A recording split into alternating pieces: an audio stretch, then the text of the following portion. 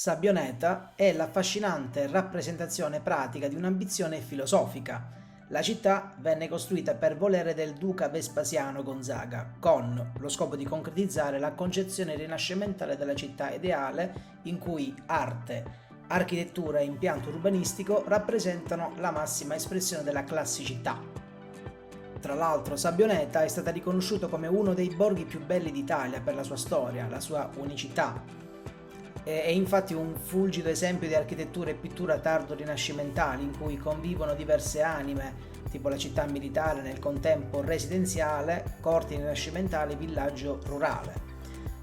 Diciamo che questa eclettica città ideale rinascimentale, che è chiamata Novella Roma, è stata riconosciuta nel 2008 insieme a Mantova dall'UNESCO come un patrimonio mondiale dell'umanità. Il suo nome dal latino deriva subulum, ovvero sabbia. Infatti siamo nella bassa pianura padana tra Mantova e Parma, dove anticamente si formavano i depositi alluvionali dei fiumi Po e Oglio, divenuti sabbia asciutta a seguito della bonifica benedettina dell'XI secolo. Infatti qui Vespasiano Gonzaga, infatti rappresentante di una delle più illustri signorie del Rinascimento, principe colto e seguace di Vitruvio, fece così costruire la sua città edificando monumenti immortali. Il primo impatto è di fronte alle mura perfettamente conservate, ovvero la cinta muraria, solenni e invalicabili, sulle quali si aprono le porte di accesso alla città. Infatti i principali monumenti sono raccolti in pochissimo spazio, infatti siamo nel cuore del Rinascimento. Basta dirigerci verso la piazza d'Armi, chiamata anche piazza Castello, che è chiusa da un lato da uno splendido porticato in mattoni a vista che, per la sua struttura, ricorda anche un acquedotto romano. Dunque, la cinta muraria di Sabbioneta venne realizzata dal 1556 al 1589, che ha una forma esagonale irregolare con 6 bastioni a cuneo innescati agli angoli. I resti della rocca testimoniano un significato elemento difensivo, demolito poi durante la dominanza austriaca tra 1786 e il 1793. Palazzo Giardino, denominato anche il Casino, era la villa riservata del principe. Qui più che altrove traspare la versatile personalità del duca, il culto per l'antichità classica e l'ideale umanistico. Al piano nobile troviamo Sala dei Cesari, dei Circhi, Sala dei Miti, Corridoio d'Orfeo, Saletta d'Enea o Studiolo del Duca e Sala degli Specchi e Camerino delle Grazie. Al Palazzo Giardino, la villa riservata di Vespasiano, che è un luogo di riposo e meditazione. Basta ammirare la decorazione e non perdere anche il giardino annesso, infatti la perfetta forma e geometria del giardino con una fontana al centro è praticamente il simbolo ideale del senso tutto rinascimentale delle proporzioni e dell'armonia.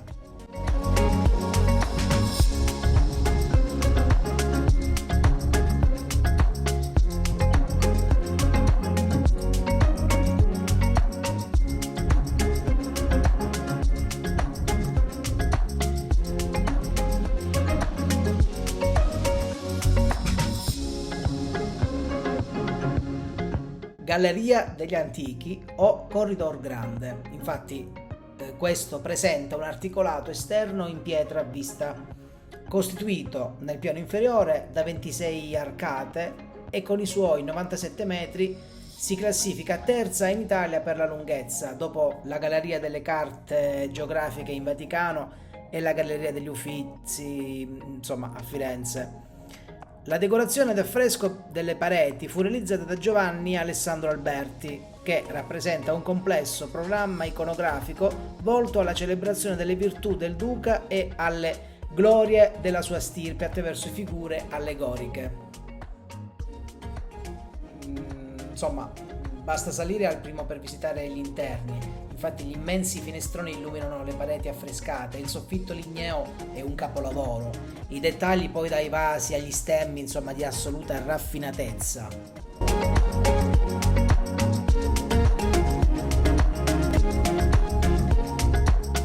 La sinagoga di Sabbioneta è un luogo di culto e di riunione della comunità ebraica della città.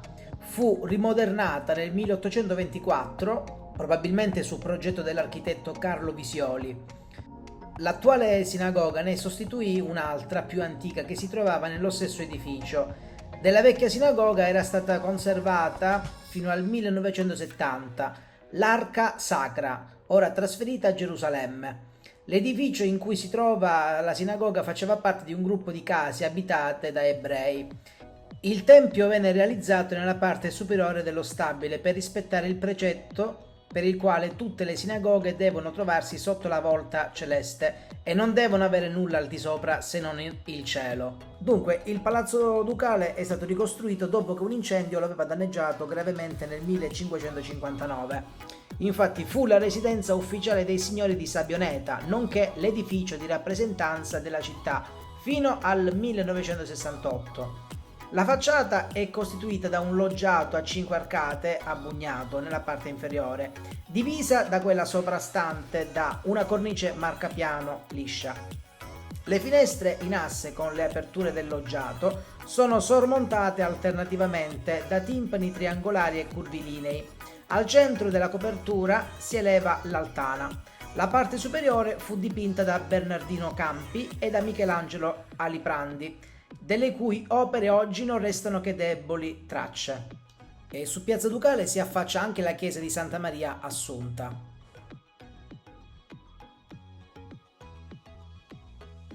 A circa 1 chilometro dalla città murata, in località Villa Pasquali, sorge la chiesa di Sant'Antonio Abate, progettata dal Bibbiena in stile tardo barocco, famosa per i suoi interni magnificamente decorati. Infatti è stata progettata nel 1765. Il progetto era particolarmente ambizioso, che tra l'altro un resoconto contemporaneo riferisce che i lavori avanzarono celermente, tanto che vennero portati a termine in soli 13 mesi. Però, insomma, il 19 novembre del 1766 crollò l'edificio e la sua ricostruzione venne ultimata soltanto nel 1784. Infatti, in quell'anno la comunità decretò la fine dei lavori, nonostante la torre sinistra prevista dai piani del Bibbiena non fosse conclusa e l'intera facciata, compresa l'apparecchiatura muraria interna, fossero lasciate definitivamente con i mattoni a vista, nella condizione in cui si trovano ancora oggi. La chiesa ha una pianta a croce latina, è ad aula unica e presenta 2 cappelle laterali per parte. La facciata è articolata in 2 ordini, toscano e ionico. Il portale imponente è valorizzato da colonne a tutto tondo coronate da un frontone triangolare, mentre le torri laterali, anche se realizzate parzialmente, riescono comunque a dare all'edificio il suo dinamismo. L'interno è caratterizzato da lesene e semicolonne di ordine gigante, unite fra loro da una trabeazione decorata di stucchi. Il Bibbiena fece suo un linguaggio sofisticato ed essenziale e se ne servì per attirare e accompagnare lo sguardo dei fedeli verso le volte della cupola. Bene, spero che tutto sia stato interessante, di vostro gradimento e vi saluto e alla prossima.